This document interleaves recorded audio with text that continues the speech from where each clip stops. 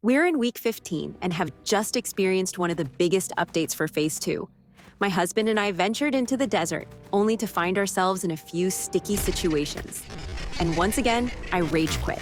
My husband keeps reminding me, it's just a game, no need to make an angry video. Who's angry? I'm not angry. Let's dive into the logistics first. This is a major update, so buckle up. 6 pocket dungeons have been added to the Sandsquall Desert. These mini-dungeons become accessible based on the node level. Defeating the bosses here can result in unique gear drops. Enhanced scorpion attack visuals, improved underground movement, and various other animations. New huntable NPCs, such as the Broodling Scorpion and the Daystrider, have been introduced. Additionally, added various desert-influenced gatherables, including acacia, date palm, obsidian, paintbrush, poppies, and agave. Several events and 420 treasure map locations have been added to the Sandsquall Desert. 420? Seriously, guys? Desert-related environment visuals have been added to the Sandsquall Desert, including dust storms and heat shimmers, and the desert terrain have been updated. Increased road buffs for characters, mounts, and caravans. Audio effects have been added for swimming, sprinting, and running. The Bard has received a lot of love and attention recently. For clerics, the base healing for Mend has been increased, while the base healing for Flash Cure has been decreased. The mage's shatter damage has been reduced from 300% to 225%. That's quite a significant drop. The tank has received a lot of love and attention, as well as the fighters. Rangers have a new passive ability called Siphoning Regeneration.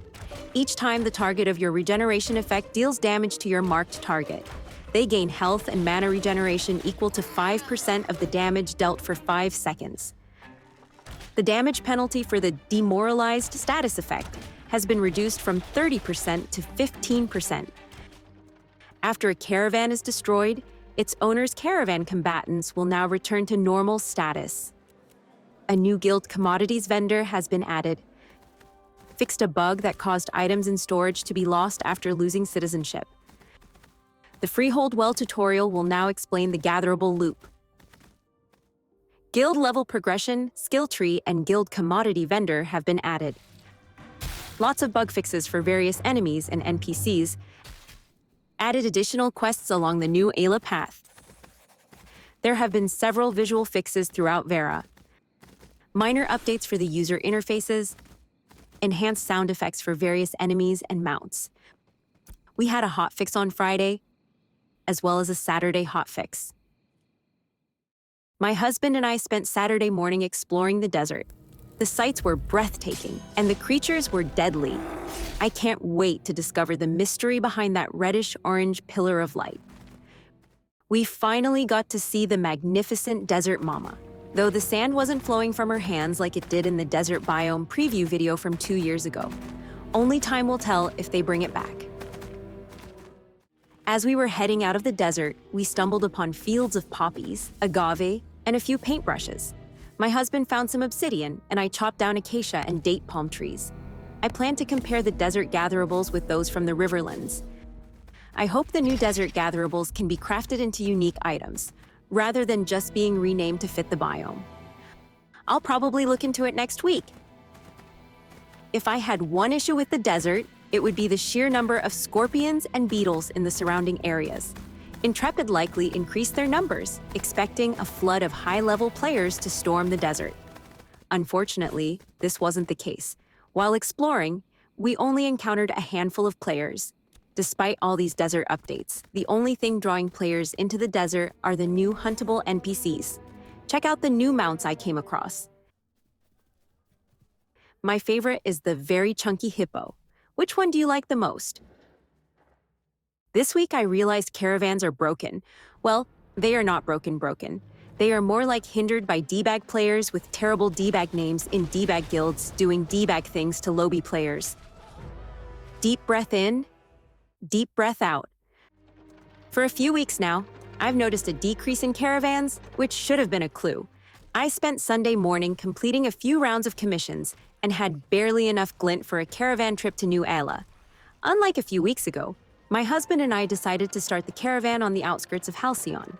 Almost immediately, I had an uneasy feeling. I thought it was just anxiety from the last time I lost my caravan just outside of New Ayla. Every person who tagged along gave me chills. There were even callouts in chat, revealing our coordinates and level to everyone. No one was there to protect us. We passed Joeva, and I finally felt at ease. We were no longer being followed or following any trails. No one knew where we were, or so I thought. We made it past Firebrand and sailed down the lake north of New Ayla. We were almost there when everything happened so fast. My husband mentioned a guy with a strange name following us, and then there was another, and another. Suddenly he was dead, and then I was dead. I didn't even res. I exited the game and walked away. Husband foolishly started crafting another caravan, but I told him not to bother. I'm done with caravans. It blows my mind how some people have no problem bullying others. Seriously, where's the fun in 5 high-level players attacking someone who's at least 8 levels lower? But Deadly Kitten, that's the game. You chose to play a game that is highly centered around PvP. Yes, and no. Look, there's PvP, and then there's debaggery PvP. It would have been a different story if we had players guarding us. I wouldn't have even minded if it was just one player attacking us. Well, Deadly Kitten, then maybe you should have hired a few guards to protect you. Sure, that would be ideal. However, the caravan trip from Halcyon to New Ayla takes approximately an hour and a half, rewarding us with about 5 gold. 5 guards might convince attackers to rethink their position. So that's 2 caravans with 5 guards. High-level guards would probably go for 1 gold each, leaving my husband and me with a 2 gold 50 silver profit. Half a day of commissions and an hour and a half of travel is not worth 2 gold 50 silver, no matter how poor I am. Well then, maybe you should join a guild for protection. Look, we've been through this. I'm antisocial. Sometimes, I don't even like playing with my husband. I just realized I'm arguing with myself. I'm tired and I have work in the morning. Let's hope for a better time next week. See you then. What a bunch of D-bags.